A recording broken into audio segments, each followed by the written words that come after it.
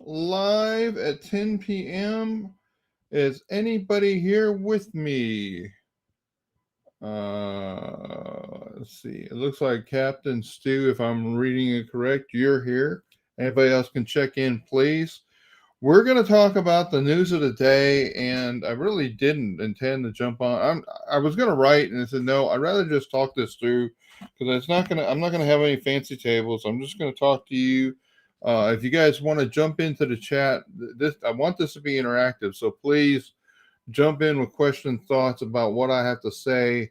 But let's cover the topic of why the Astros, in my opinion, will not do a deal like do an Ohtani deal. Why they will not do a deal like that, and maybe it'll make sense. Maybe you'll think I'm just full of it. But here's my thoughts about the situation. All right, so let's start with the basics of who is Shohei Ohtani. Now, my son and I went to California in 22. We went out there for the All-Star game festivities. We went to the Futures game, and we went to uh, a Los Angeles Angels game, and then we went to a game in San Diego. The night we went to one of the nights we went to the Angels game, there was a Shohei Ohtani night. So this, and then we went to another game where there was not Shohei Ohtani night. Guys, Shohei Ohtani night was like 60% of that stadium was full of fans that weren't there the next night. And they were, I mean, I'm not trying to make this a racial thing, but they were of um, Asian heritage. Okay. Shohei Ohtani is a transcendent individual in American sports. He is incredibly popular and well beyond. And now you can argue this is the reason the Dodgers would do this deal, okay? And that's fine. In fact, I would submit to you what I'm about to say. In the end, is going to ultimately make the case that Ohtani is a unicorn in this um, whole compensation type of issue with this contract, and that's essentially the message here. So Shohei Ohtani is very unique in all of American sports, and let me show you more evidence for that. So I did a quick search, and there's probably other sites that have other information. I saw a video that had numbers really close to this. That basically for the 2023 year, the highest paid athletes in 2023, here's who the highest paid baseball players. I want to focus there first. Highest paid baseball players in in the world, and here they are. And notice that Shohei Ohtani is making $30 million in his salary, and he's making $40 million in endorsements. Now look down this list. Is anybody else making even an eighth of that? The next highest one on this list is Mike Trout, who's making $5 million in endorsements. That is bullet point number one. Shohei Ohtani can do this deal, can take a $2 million compensation because as a Dodger, this number in endorsements, guys, the Dodgers are the Pacific Coast team that transcends to the Asian environment beyond. I mean, I'm not trying to be offensive to the Angels fans, okay, but Shohei Ohtani is going to have even more popularity in Asia as a Dodger than he will as a Los Angeles Angel. That endorsement number is going to go up and go up significantly. Shohei Ohtani was in 2023 was already making more than half of his total salary in something else other than baseball. So if this compensation number for Shohei Ohtani goes up to 50 or 60 million, he's still going to be the top two highest paid baseball players, and a lot of Max Scherzer's salary number in here is deferred from previous deals. So, guys, Nobody else in Major League Baseball is making the endorsement money that Shohei Ohtani is. That's that. I need you to understand this. Now, in other sports, that happens. So here's the Forbes list of top ten highest paid athletes in 2023. Okay, you're going to see something here. Cristiano Ronaldo, 100 and I think his number is 136 million. But two thirds of that is coming from off the field. He's getting paid 46 million, and he was getting paid 90 million off the field. That's the territory that Ohtani's headed to from his endorsements. Lionel Messi, 65.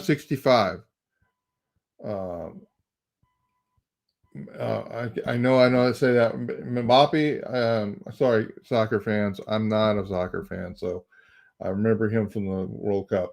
He gets paid 100 million in his contract, 20 million off the field. LeBron James is probably the athlete you would think of in American sports. He's getting paid 44.5 million from the NBA. He's getting paid 75 million off the court. Alvarez, the boxer, 110. Dustin Johnson, 100 million and 5 off the field. Phil Mickelson, 102 off the field. Steph Curry, 48 and 52. Roger Federer made all this money off the field. Kevin Durant, even. What did you not see on that list? Not a single baseball player, right? Because Ohtani is the highest paid athlete, highest paid baseball athlete. And guys, it's because he's getting more than half of his total salary or the total money he's making is coming from off the court. Now, does that make sense? Chat, jump in with me and see if you're with me so far. So that makes Ohtani unique in this environment. No other athlete is going to approach a negotiation saying, I don't care what you pay me in 2024 owner or 2025 or 2026 owner, because I'm making 40, $50 million endorsements. That doesn't happen. And guys, it's not going to happen. It's not going to be some magical Pandora's box where an athlete, a Major League Baseball player, is going to start making endorsements. If Mike Trout's only making $5 million and he's been the best player in baseball for dang near a decade, it's not going to suddenly turn around and Mike Trout's going to start making $50 million. Okay, so that's point number one. All right, so point number two. So this follows from that. It's a corollary to that.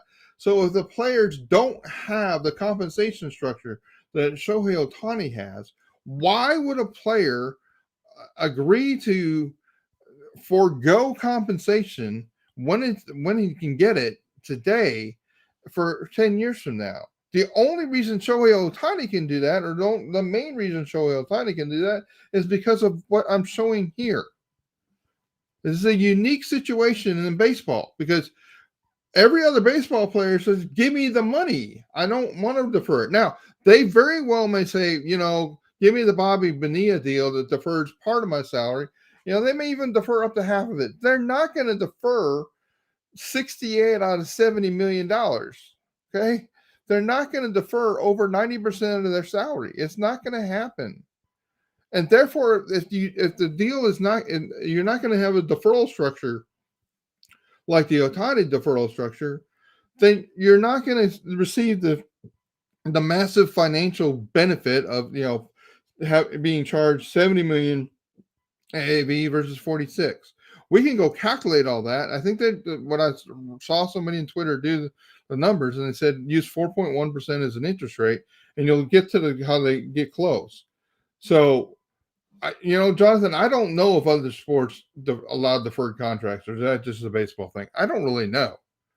But I guarantee you the other owners are going to overreact to this, and that portion of it, there's going to be a cap on the deferrals to set out. Now, I would have submitted to you that the small market teams are the teams that probably would have been most in favor of this deferral structure until they saw it being abused to this point. Now, maybe they'll just say, calm down. No other players, like that's what I started out with, no other players is ever going to do this, and therefore don't worry about it.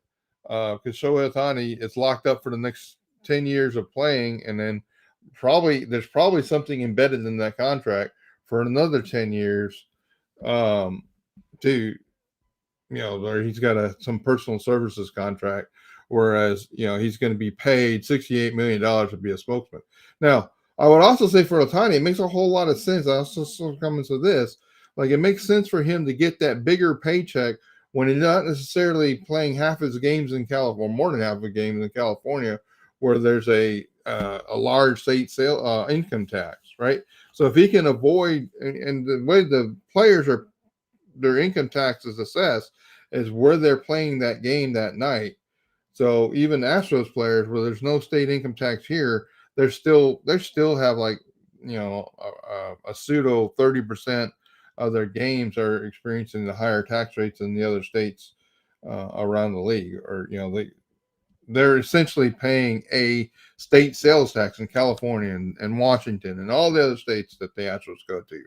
I don't know if people are aware of that, but so Shohei Ohtani would greatly devalue. Now, if he's got some personal services deal, that may mean that he's having to pay state income taxes in the days he's doing that work for the Dodgers in the next 10 years. I'm sure all those details will come out about this deal eventually. All right, so let's talk about why. So I've given you like Shohei Ohtani is unique. Shohei Ohtani, the other players won't do that sort of deal because they're not getting the compensation structure that Ohtani is, and I don't think teams are going to do anything that closely approaches a deal like what Ohtani had. I would say that I think there's a lot of teams that may do a deferral structure, sort of like Greinke had in place, where he had a lot of deferred money. But it doesn't, unless it's like the Ohtani deal, it's not really impacting the AAV structure that significantly. It's almost irrelevant until you get beyond half of their salary, to be quite transparent with you. But teams won't do. And in fact, let's focus with the Astros. One of the things I find funny about this is we got Astros Twitter on fire saying, see, now Jim Crane, this is what you're going to do. Well, number one, I told you players aren't going to do this sort of deal. So it doesn't matter even if Jim Crane would want to. But Jim Crane, the owner that doesn't want to do any deal longer than 4 or 5 years maximum, is going to set himself up with a 20-year deferral structure. How does that make sense to anybody? Jim Crane is not going to want to set himself with a $20 million, 20-year, multi-million-dollar deferral structure. The man doesn't want any his financial exposure beyond a controllable set of period of time, because what happens in the sport beyond 5 years, or what he's got to pay other players and all those other things, he doesn't want the risk and exposure of having a large deferral salary in out years. Not that it's affecting his AAV.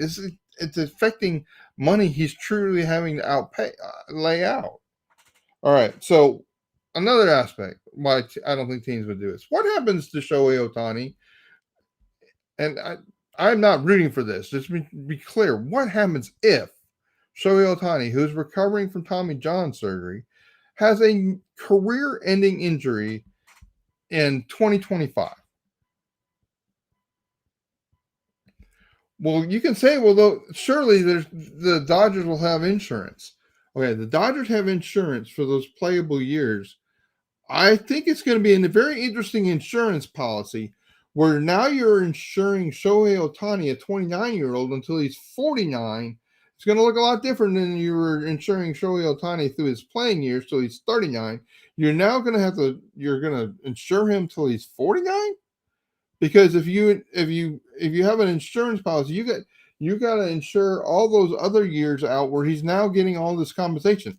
I don't know if I'm right about that. I'm going to be clear, but I think the insurance aspect of insuring Ohtani now got a lot more complicated when 95% of the compensation comes in years 10 through 20 when he may not even be playing, and you've got to somehow protect yourself in year 1 through 3, 4, 5, 6, 7, 8, 9, 10 about against those future payments. That's going to be a really expensive insurance policy. And I'm not sure that an insurance agent, insurance company is really going to be eager to sign up to do that. And Jonathan, I'm going to get to that. So exactly in this scenario, I should have the chat showing. I'm sorry, guys. Oh, how do I do that?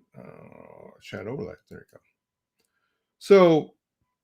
So Jonathan said he won't be a two-way player forever. I give him 4, maybe 5 years before he's just a hitter.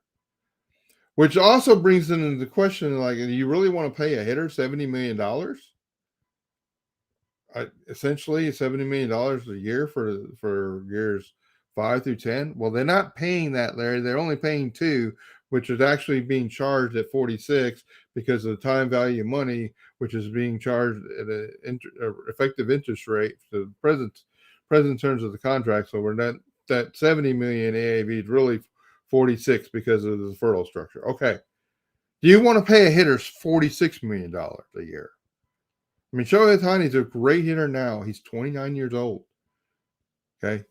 Those, I'm just telling you, 37, 38, 39 are not going to be good years for a player that's wearing himself out both directions. Okay.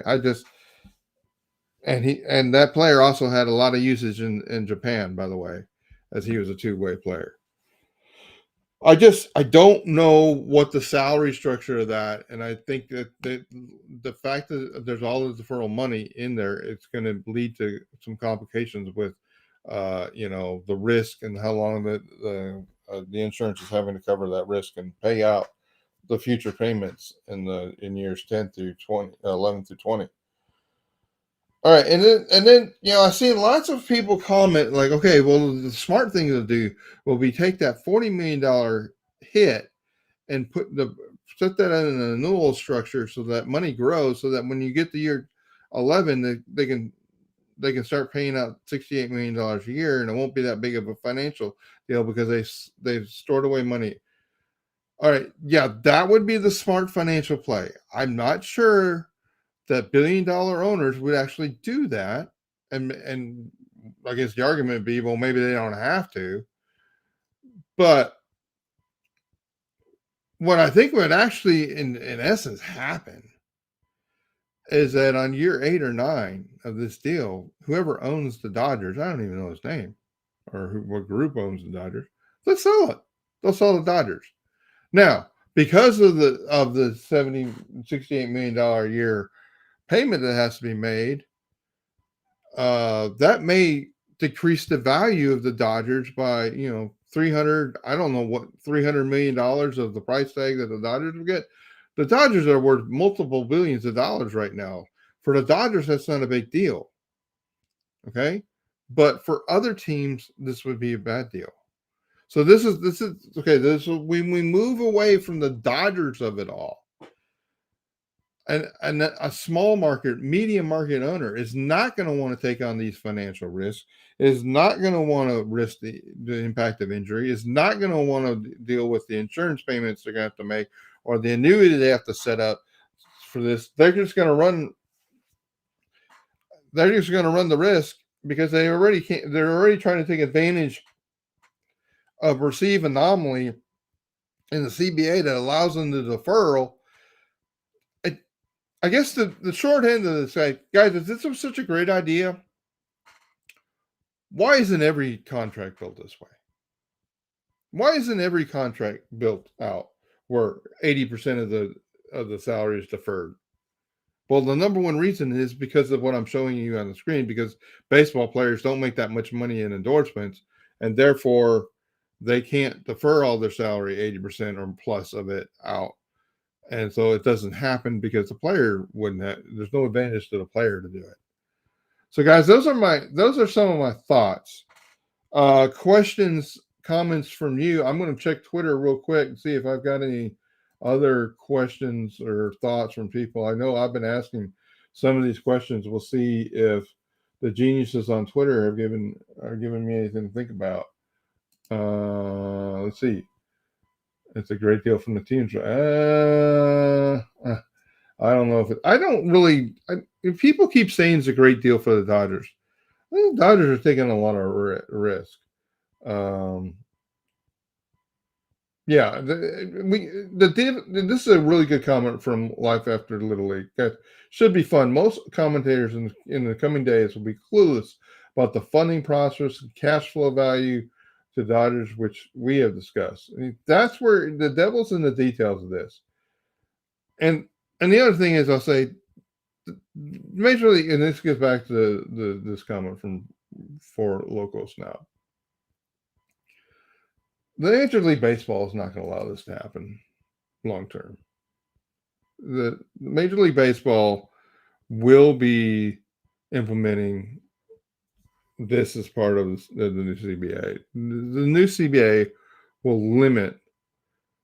Yeah, I noticed that Greinke is deferred with the Astros. How long? Yeah, so it's in the details of that contract. I think it's close to being over, but yeah, we're still paying Zach Greinke. How thrilled do you think Jim Crane is in 2023, 2024 to be paying Zach Greinke? Now, that doesn't show up on the CBA, on the CBT tax.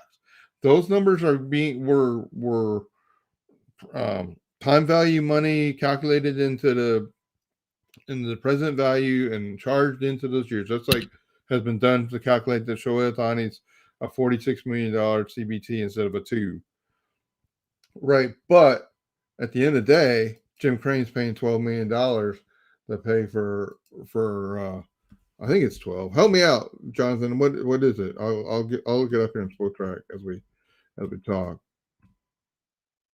I think Greinke is a free agent now, so we'll see what that contract details.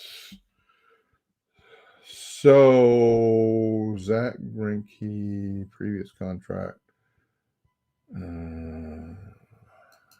deferred. Through 2026. Yeah, he gets paid $12.5 million is part of the deferral of that contract that he got. So yeah, I guys, I just the CBA negotiations. And I'm just going to tell you, small market owners are going to look at this and they're going to be pissed. Like this is circumventing the CBT. This is allowing big franchises that already can spend oogles and oogles of money to go create some creative economic. This is the way we fund our government, by the way. We borrow from the future, and write checks into the future that we're not going to we can't pay. So that's what would happen if a team did this with every single one of their 26 mans on their active roster. Like you write checks out, you put charges out in the future that the future owner and the next 10 years down the line will have to pay. And all that means is the owner that does that is not intended to be the owner of the team. All right, so there's my thoughts. I'd love for any feedback. You guys think I'm wrong? You want to challenge me on something? Throw your comments in now. We're gonna shut it down here in about a minute. If there's anything else, but that is why I do not think the Astros are going to ever do an Ohtani deal. All right, so number one, Ohtani is unique in that his compensation allows him to be able to do this, as no other baseball player gets kind of compensation from non-field activities that Ohtani does. There's no incentive for a player to really do this versus some other team that wants to give him $300 million,